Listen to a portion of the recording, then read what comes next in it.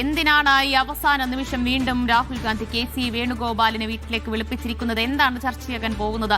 എന്താണ് കൂടിക്കാഴ്ചയിൽ കെ.സി. വേണുഗോപാലിനെ രാഹുൽ ഗാന്ധി അറിയിക്കാൻ പോകുന്നത് എന്നത് വളരെ ആകാംക്ഷയുണ്ടാക്കുന്നത് തന്നെയാണ്. കൊച്ചിയിൽ നിന്ന് MK ഷുക്കൂർ കൂടി ചേരുന്നു. ഷുക്കൂർ, നിയമസഭാ കക്ഷി യോഗം 1 മണിക്കാണ്. ആ യോഗത്തിൽ പങ്കെടുക്കാനായി VD സതീശൻ തിരിച്ചിട്ടുണ്ട്.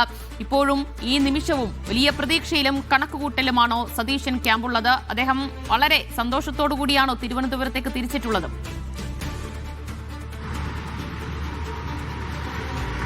ദിവ്യ, ഇന്ന് രാവിലെ 7:15 VD സതീശൻ അദ്ദേഹത്തിന്റെ മകളുമൊത്ത് തിരുവനന്തപുരത്തേക്ക് കാർ മാർഗം പുറപ്പെട്ടത്. ഇന്നലെ കാണിച്ച അതേ ആത്മവിശ്വാസവും സന്തോഷവും അദ്ദേഹത്തിന്റെ മുഖത്ത് പ്രകടമായിരുന്നു. ഏതാനും ചില അനുയായികൾ മാത്രമാണ് രാവിലെ അദ്ദേഹത്തിന്റെ വീട്ടിലുണ്ടായിരുന്നത്. മറ്റൊരു പ്രധാനപ്പെട്ട കാര്യം, ഈ കെ.സി. വേണുഗോപാൽ ഗ്രൂപ്പുമായി ബന്ധപ്പെട്ട ഒരു പുതിയ ഡെവലപ്മെന്റാണ്. കെ.സി. ഗ്രൂപ്പിലെ പ്രധാനപ്പെട്ട നേതാക്കളോടെല്ലാം തന്നെ തിരുവനന്തപുരത്തെത്താൻ ഇപ്പോൾ നിർദ്ദേശം വന്നിട്ടുണ്ട്.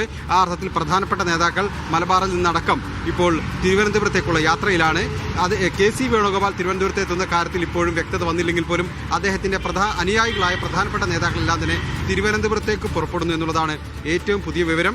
അപ്പോൾ ഈ അവസാന മണിക്കൂറിലും ഈ അനിശ്ചിതത്വം അതുപോലെ തന്നെ ഈ ആശയക്കുഴപ്പവും നിലനിൽക്കുന്നു എന്ന് തന്നെ പറയാം.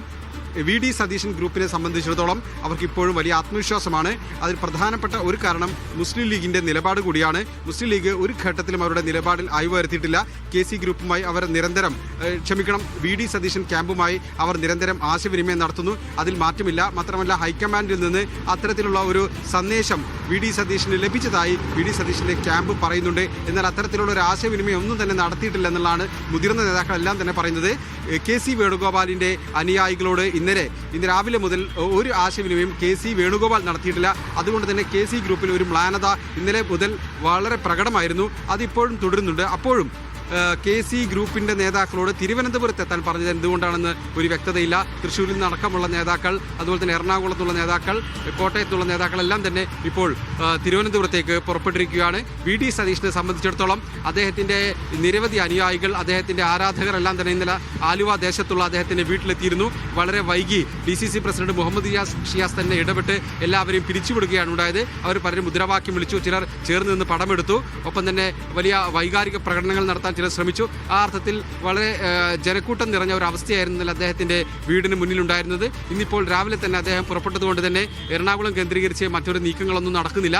അപ്പോഴും VD സതീശന്റെ ഏറ്റവും വലിയ അനുയായി വൃന്ദമുള്ള എറണാകുളം ജില്ലയിലെ നേതാക്കൾ, DCC പ്രസിഡന്റ് മുഹമ്മദ് ഷിയാസ് അടക്കമുള്ളവർ വലിയ ആത്മവിശ്വാസത്തോടു കൂടിയാണ് കഴിയുന്നത്. എന്ന് വെച്ച് കഴിഞ്ഞാൽ ആകെ മൊത്തം സസ്പെൻസ് ആണ്. ഒരു പക്ഷേ ഇതിനു മുൻപ് ഒരിക്കലും ഒരു മുഖ്യമന്ത്രി പ്രഖ്യാപനത്തിൽ ഇങ്ങനെ ഒരു സസ്പെൻസ് ഹൈക്കമാൻഡ്, ദേശീയ നേതൃത്വം മെയിൻറ്റെയിൻ ചെയ്തിട്ടുണ്ടാകില്ല. കാരണം ഒരേ പ്രതീക്ഷയിലാണ് 3 ക്യാമ്പുകളും, സതീശൻ ക്യാമ്പും കെ.സി. വേണുഗോപാൽ പക്ഷവും അതുപോലെ തന്നെ ചെന്നിത്തല പക്ഷവും ഇപ്പോഴും ഉള്ളത് എന്നത് തന്നെയാണ്. അവർക്ക് പോലും യാതൊരു തരത്തിലുള്ള സൂചനയും ഹൈക്കമാൻഡിൽ നിന്ന് ലഭിച്ചിട്ടില്ല. പക്ഷേ ആ പ്രഖ്യാപനത്തിന് മുൻപായി നേതാക്കളുമായി ആശയവിനിമയം നടത്തുകയാണ് രാഹുൽ ഗാന്ധി എന്നത് വ്യക്തമാണ്. അതിന്റെ ഭാഗമായി തന്നെയാണ് കെ.സി. വേണുഗോപാലിനെ ഇപ്പോൾ അല്പസമയം മുൻപ് രാഹുൽ ഗാന്ധി വിളിപ്പിച്ചിട്ടുള്ളത്. അവിടെ കൂടിക്കാഴ്ച നടന്നു വരികയും ചെയ്യുന്നത്. സമാനമായ രീതിയിൽ ആ കൂടിക്കാഴ്ചയ്ക്ക് പിന്നാലെ രമേശ് ചെന്നിത്തലയെയും VD സതീശനെയും രാഹുൽ ഗാന്ധി ബന്ധപ്പെടുമോ എന്നതാണ് എന്തായാലും ഉറ്റുനോക്കുകയും ചെയ്യുന്നത്. ഉച്ചയ്ക്ക് 1 മണിക്കാണ് നിയമസഭാ കക്ഷി യോഗം വിളിച്ചു ചേർത്തിട്ടുള്ളത്. അതിനു മുൻപായി ചില സൂചനകൾ, ആരാകും മുഖ്യമന്ത്രി എന്നത് പുറത്തുവരുമോ എന്ന്